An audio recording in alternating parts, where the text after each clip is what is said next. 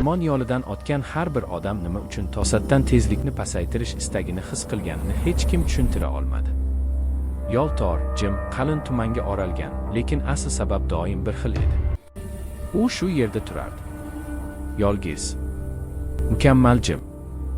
Go'zal qiz o'rmon yo'lining egri chizigida, go'yo kimnidir kutgandek yoki nimadir. Haydovchilar uni ko'rgan zahoti yuraklari ura boshlaganini aytishdi.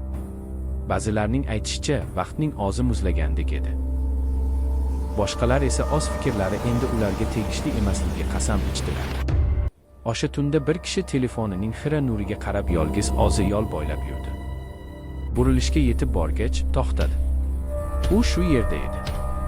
Uning libosi toza, loy tegmagan, shamolsiz havoga qaramay, sochlari ohista to'kilgan edi. U hech narsa demadi. U faqat unga qaradi. Uning ko'zlari chuqur, xotirjam va deyarli jozibali edi. Ularning orasidagi sukunat har qanday qichqiriqdan kuchliroq edi. Erkak ko'kragida galati tortilishni his qildi. Sevgi emas, qo'rquv emas, qorongiroq narsa, nimadir nomini berishni xohlamadi. U bir qadam yaqinlashdi. Ormon go'yo tinglayotgandek ichkariga egilgandek bo'ldi. Har qadamda uning fikrlari og'irlashib, buzilib, hech qachon baland ovozda gapirmagan tasvirlarga tolib borardi. Qiz uning fikrini eshitganday boshini biroz egdi. Uning lablari zaif tabassumga egilib, issiq emas, shafqatsiz emas, bilish.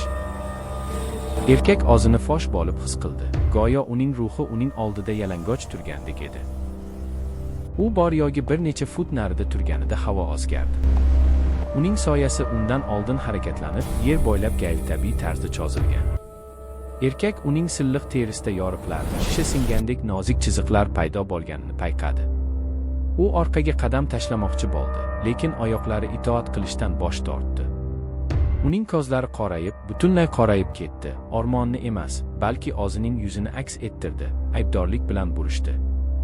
Sekin-asta, imkonsiz sekin, uning yuzi o'zgara boshladi. Bir tomoni go'zal, insoniy, jozibali bo'lib qoldi. Boshqa tomon siljidi, teri tutunga aylandi, ko'zlar qizarib ketdi, tishlar qadimiy narsaga aylandi. Uning og'zidan emas, birdan hamma joydan pastroq shivirlab eshitildi. Siz o'ylagansiz, shuning uchun men keldim. Erkakning nafasi vahima bilan parchalanib ketdi.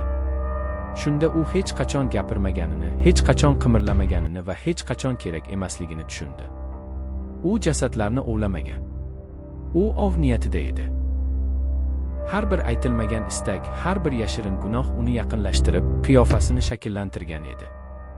Ormon chiroqlari miltilladi. Uning insoniy yarmi sonib, ostida faqat jinlar qoldi. Baland bo'yli, soyali, tepasida ko'tarilgan. Shivir-shivir qaytib keldi. Bu safar sovuqroq. Men sizning fikrlaringiz boshlangan joyda mavjudman. Erkak qichqirdi, lekin o'rmon ovozni yutib yubordi.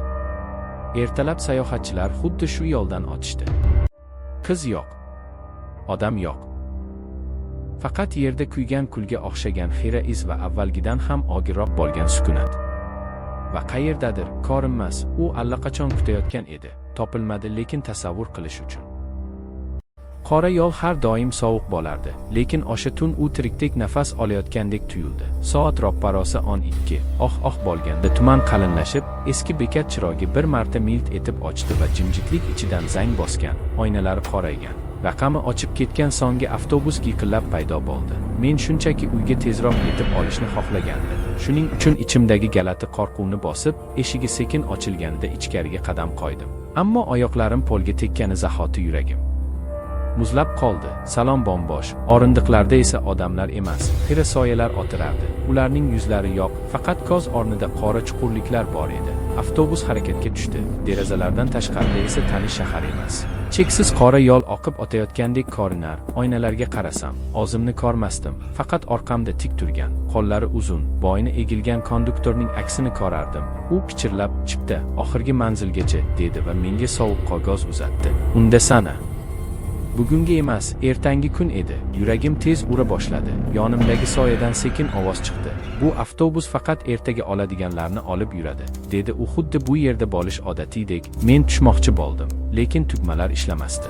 Eshiklar yopiq, yo'l esa burilmasdan davom etardi. Birdan orqa tomondan bolakayning kulgisi eshitildi, lekin og'rilsam, faqat bosh. Orindiq, kulgi esa qulog'im ichida jaranglardi. Avtobus to'xtaganida har bekatda bir soya tushib qolardi va u tushgan zahoti tanasi tutun bo'lib erib ketardi. Devorlarda esa ularning ismlari va olim vaqti qizil rangda paydo bo'lardi. Oxiri mening ismim ham yozildi. Vaqt esa 3:17. Nafasim qisildi. Konduktor menga yaqinlashib, qulog'imga shivirladi. Agar oxirgi bekatga yetmasdan uyg'onsang, yashaysan, dedi va chiroqlar birdan ochdi. Ko'zlarimni ochsam, men bekatda yotardim, tong yorishayotgan edi. Hammasi tushdek tuyuldi. Ammo qo'limda o'sha chipta bor edi. Undagi sana bugun, vaqt esa 3:17. Yuragimni bosib, yugurib uyga qaytdim. Lekin kechasi soat 3:17 daqiqa o'tganda telefonim ozi yoqilib ketdi. Ekranda noma'lum raqam, jimjitlik ichidan tanish pichir eshitildi. Keyingi safar, oxirgi bekat.